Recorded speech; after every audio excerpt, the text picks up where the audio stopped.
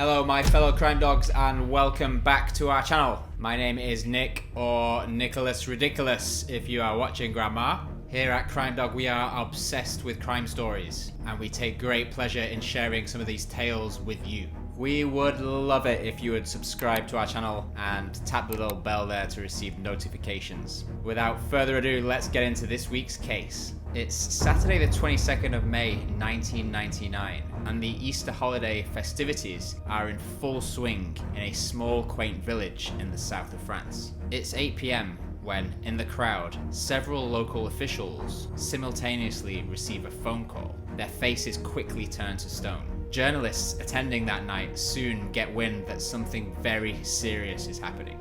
They don't know what yet, but they need to get to Monfort as quickly as possible. This is the story of the Monfort massacre.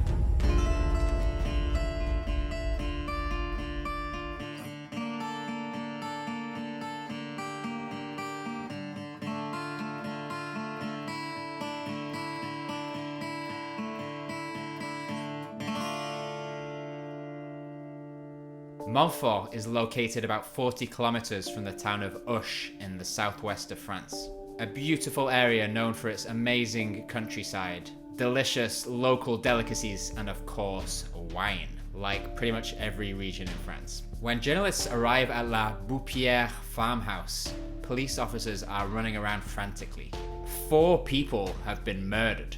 They are quickly identified as Dutch couple Marian and Artie Van Hulst, who bought the farmhouse as a holiday home less than a year ago, and Marianne's sister Dorothea Nieuwenhuis, along with her husband Johan. Police were called to the address by friends of the victims, Lawrence and Henry Vegemans, who discovered the body of Johan in the kitchen. They had arrived at the house the previous night at around 7 p.m, having been invited for dinner. When they got there, all the shutters and doors were closed, so they waited for a while, but with no response they decided to give up and go home. Concerned for their friends' well-being, the Vegemans spent the night trying to get hold of them, but they get no reply. Having heard nothing all day Saturday, they go back to La Boupière, armed with a spare key given to them by the Van Hulsts in case of an emergency. On entering the house, the fuses are all off. Henry turns them back on. It's at this moment that they see the lifeless body of Johan on the kitchen floor, and they sprint out of the house to call the police. Officers go on to discover the 3 other bodies at around 10 p.m.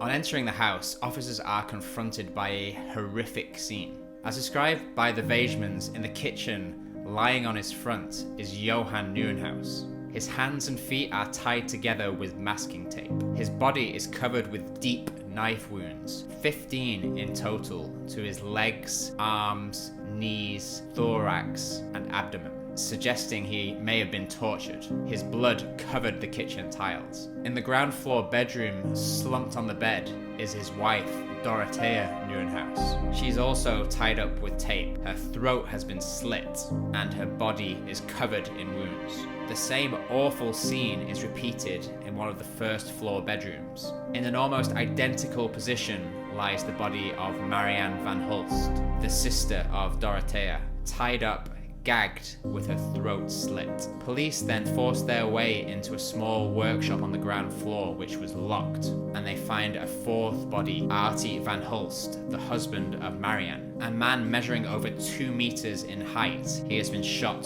4 times with a rifle. The killer was smart, hiding the victims' cars in the garage and reattaching the chain to block entry to the property to make it seem like the house was unoccupied. Who could have wanted to harm these seemingly innocent Dutch couples in a holiday home 1,200 kilometers from their native Netherlands? According to neighbors, they didn't speak much French, they kept to themselves, and nobody really knew them. Nothing in the Dutch couple's pasts suggests anyone would want to do them any harm. Johan and Dorothea were recently retired and had a seemingly normal life. Artie and Marianne were involved quite heavily with a political party back in the Netherlands, but police find nothing to link any aspect of their past to their demise. Investigators quickly piece together a solid timeline and conclude that the murders took place on the Thursday night, approximately 48 hours before the carnage was discovered on the Saturday. That night, Maria, Dorothea, and Johann went out for dinner. Maria picks up a takeaway salad for Artie, who stayed at home. After leaving the restaurant, Johann takes out 2,500 francs from a cash machine in the village. Reaching the farmhouse soon after, investigators believe that the three must have been attacked almost immediately. When police find them, the salad is at the door, untouched. They are all fully dressed and their shoes are still on. Police believe that when they did arrive back home, Artie was already dead. It comes to light that a number of objects were stolen from the property, as well as numerous credit cards. Police are able to trace the cards, and suddenly they have themselves a prime suspect. Kamel Ben Salah, a French-Tunisian painter, had been working at the property in the days leading up to the murders. Questioned by police, Kamel explains that he did some decorating work on the black to earn a little extra cash. He had in fact been introduced to the Dutch couple by his neighbour Henry Vegeman, the same Henry who found the first body. He states that he shows up at the house around 6:30 on the Thursday night to finish painting the ceiling in the kitchen. The Dutch couples had planned to go out for dinner, but in the end, Artie van Hulst stays at the house to help out Kamel with the renovation work. Kamel claims that Artie gave him 1,000 francs in cash and promised to give him the remaining 3,000 francs he was owed the next day. He states that he then goes home at 11:30 and on leaving claims to see the headlights of the Nieuwenhuis's car coming back from dinner. And at this moment, according to Kamel, everyone is very much still alive. The next day, Friday the 21st of May, early morning, Kamel goes back to the house to collect the rest of the money, but when he gets there, the house is shut up, so he doesn't even bother stopping and he carries on to the town of Ush. He has a drink at a bar and then he stops by a garage to replace some old tyres on his car. He then meets up with his partner and buys new covers for the seats of his car, attaching them when he gets home. It would seem on the surface that Kamel is telling the truth, but there is one thing he says which is bugging police. He tells investigators that he believes he may have been the last person to see them alive. But how could he know? Apart from police, no one knew yet that the drama took place on the Thursday rather than the Saturday when the bodies were discovered. This slip-up intrigues police, and they ask Kamel's neighbor if they can install a camera to spy on Kamel's property, and they also bug his phone. They intercept a call from a jewelry shop in Toulouse. The shop tells Kamel's partner Sandrine that the jewels they had ordered had arrived, with a total value of 5,000 francs. Half the amount had already been paid in cash, fresh 200 franc notes, according to the jewelry store. The purchase was made on Saturday, the 22nd of May, between 11 AM and 3 PM. It turns out that in 2 days, the 21st and the 22nd of May, Kamel and Sandrine spent more than 11,000 francs. A huge amount given their respective incomes, especially given that they were in debt to the tune of 20,000 francs. Kamel had previously claimed that on the Saturday night he stayed at home until going directly to the festival in the evening. How did he forget driving 80 kilometers and spending all that money? On the night of the massacre, 16 bank cards were stolen from the 4 victims, and 3 of them were used on Saturday the 22nd of May, just before midday, to withdraw 4,400 francs. The cash machine used for the withdrawal was only 20 meters away from the jewelry store where Kamel made his purchases. More money was taken out from a different cash machine in Mauvezin to the tune of 7,000 francs.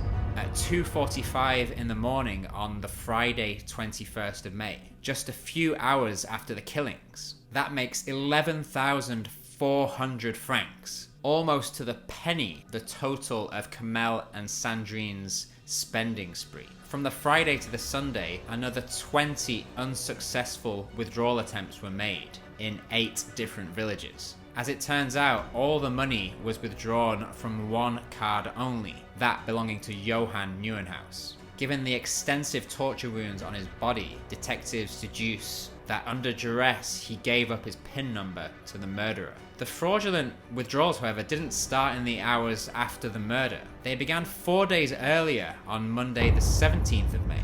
Between Monday and Thursday, 19 suspect attempted withdrawals took place, using 4 different cards belonging to the Van Hulsts. The first theft therefore took place on the Monday. That day, Kamel was working at the farmhouse with other workmen. On the Friday early afternoon, Kamel claimed to be having a drink in a bar in Ush. At 1:28 p.m. that day, someone attempts to take out cash with 3 of the cards stolen from the house at a machine just a few meters away from the terrace he states to have been sat on. It's not looking good for this guy. Either through very bad timing or because it was actually him, Ben Salah can offer no solid alibi for any of the withdrawal times. 2 further elements keep the pressure on Kamel. From the bugging device, police recovered 2 intriguing calls made from his phone. The calls were placed on the Thursday night into Friday morning at 2:29 and 2:31 a.m. to his home, but no one answers. However, he claims to already have been at home before midnight. Forensics don't leave the house empty-handed either. On the tape used to tie up the 3 victims, they find traces of DNA and blood belonging to Ben Salah. The noose is slowly tightening around the painter's neck. Despite most of the evidence being based on presumption and circumstance, Ben Salah is officially charged with the murder, and in 2002, the prosecution lay out the following case against Ben Salah. Kamel arrives at 6:30 at the house. When Johan, Marianne, and Dorothea leave at 7:30 to go for dinner, Artie and Kamel get to work. At this point, Artie then accuses Kamel of stealing his bank cards and withdrawing money. Remember, the first attempted withdrawals had taken place earlier in the week. Artie then threatens to call the police. Scared of being turned in, Kamel runs to his car, takes out a rifle, and returns to the house. By now, Artie is in the back of the house in the workshop. Kamel, enraged, approaches Artie at speed and opens fire, killing him on the spot. Having crossed the line into murder, when the rest return, he knows he has to kill them too. Kamel waits for them at the entrance to the house. When they return, he points the rifle at them and forces them to tie each other up with the masking tape from the walls. They are then separated into different rooms, and he then brutally assassinates the 2 women, stealing their bank cards, cash, and valuables in the process. He then tortures Johan in the kitchen until he gives up his PIN number, and once he has all the information, kills him too. Leaving the house, he makes 2 phone calls to reassure his wife that he will be back soon. However, Sandrine had taken sleeping pills that night and didn't pick up. He then drives to Mauvaisin and tests out 8 of the cards, taking out a total of 7,000 francs. He waits until Monday morning before going to the police station to say that he was at the house, culminating in the unfortunate phrase of words, "I was probably the last to see them alive." The jury believe the theory put forward by the prosecution and are further convinced by the visual evidence shown during the trial. It was the first time in a French court that the video footage taken by police on the day the bodies were discovered was shown to the jury, including footage of the mutilated bodies inside the house. He is convicted to life in prison for the murder of the Van Hulsts and the Nieuwenhuises. His relatives and supporters are outraged. His lawyer states it was easy to choose him as the guilty one, suggesting racial prejudice against Ben Salah, a man of Tunisian origin. Comparisons are made with the case of OMAR RADDAD, a Moroccan man convicted in 1994 of the murder of Ghislaine Marshall, but then pardoned by President Chirac in 1996. To be fair, there are several inconsistencies in the prosecution's case. Firstly, much of their case was based on the cash withdrawals, but witnesses interviewed close to the cash points at the time of the withdrawals described seeing an athletic, white, blonde male. There is even a CCTV footage of this potential suspect, but unfortunately the image quality is very poor and can't be used. Another witness sheds even more doubt on the prosecution's version of events. The woman who found the 16 stolen credit cards, which had been dumped in a council estate. It's 7:30 p.m. on the Sunday evening when a 16-year-old girl spots a car approaching. The door opens and her arm throws out a wallet. She waits for the car to leave before picking up the wallet and calling the police. She claims it was a white Punto registered in Area 31. Nothing like Ben Salah's car, which is registered in Area 32. Also, if they had the wallet and the cards, were they not able to lift any useful DNA from them? A psychological analysis would also conclude that Kamel was suffering no signs of trauma, and someone with his personality would find it very difficult to commit such a crime. Forensics also showed the presence of 2 different types of gun shells, suggesting there may have been more than one assailant. In any case, could Kamel have carried out this crime on his own?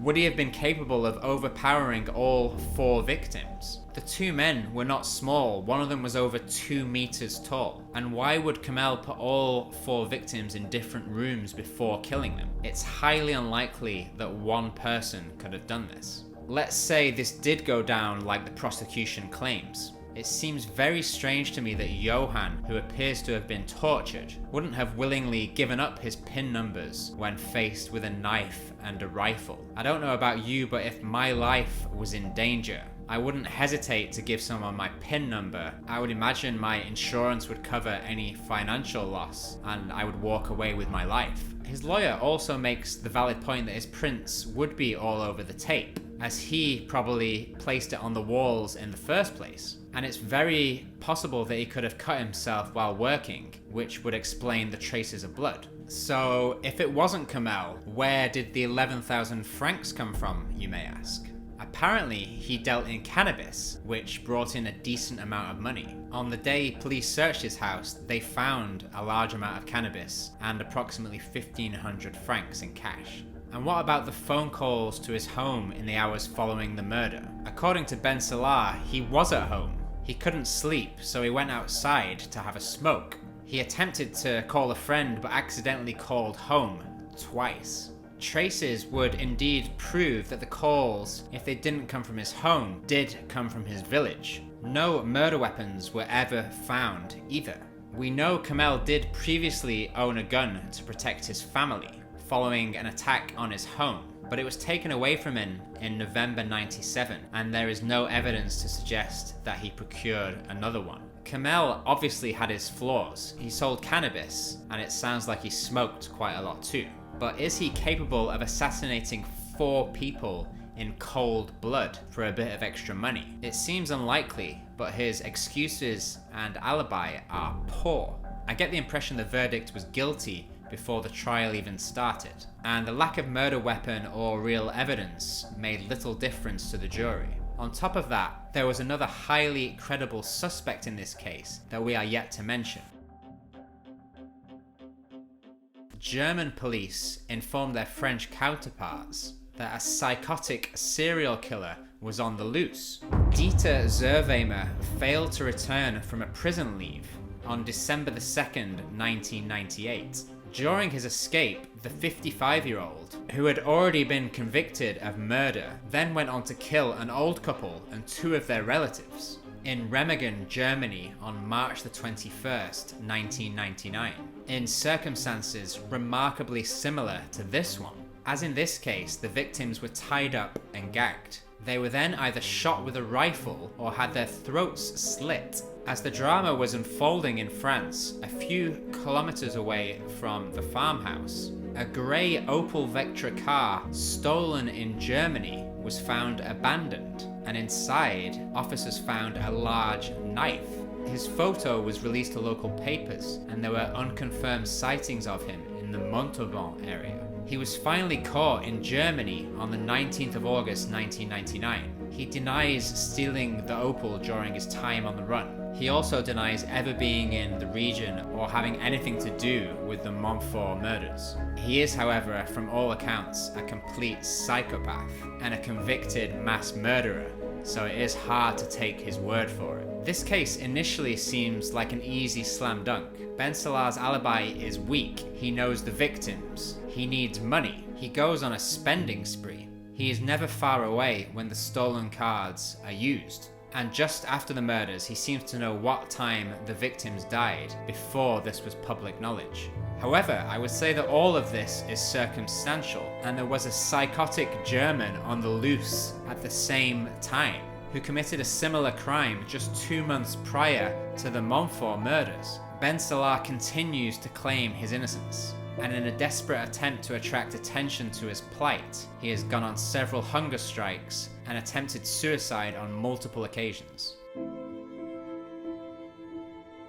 For now, he remains in prison. If he did do this, it is likely he had an accomplice who has so far escaped justice. If he didn't do this, the only hope for Ben Salah is that new evidence or witnesses come forward to contradict the guilty verdict. That is all for this week, folks. Let me know in the comments if you believe Kamel Ben Salah is innocent or guilty. Please subscribe to our channel so you won't miss any of our new episodes. Until next time, stay safe, merci beaucoup et au revoir.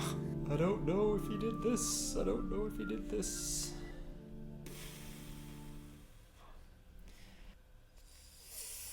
Tough one.